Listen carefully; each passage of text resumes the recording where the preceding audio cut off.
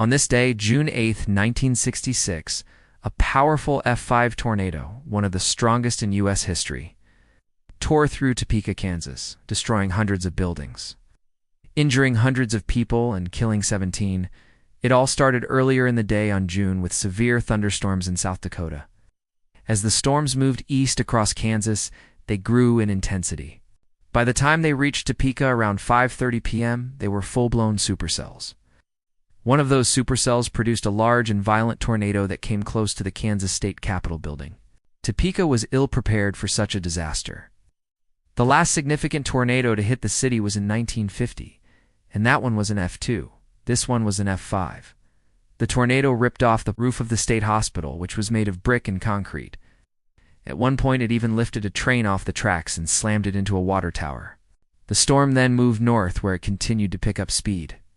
It literally leveled parts of Washburn University, a local junior college. A high school football field was completely obliterated. Roofs were torn off homes. Cars were tossed around like toys.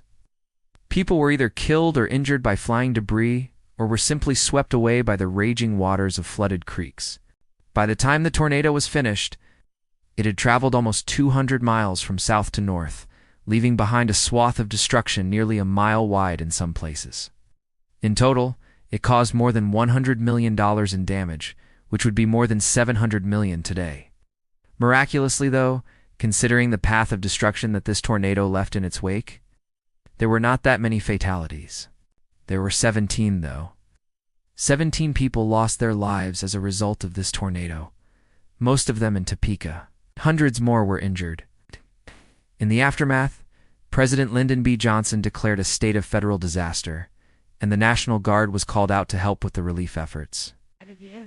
It would take years for the people of Topeka to rebuild their homes and their lives. But as they surveyed the damage, they also began the long process of picking up the pieces and starting over.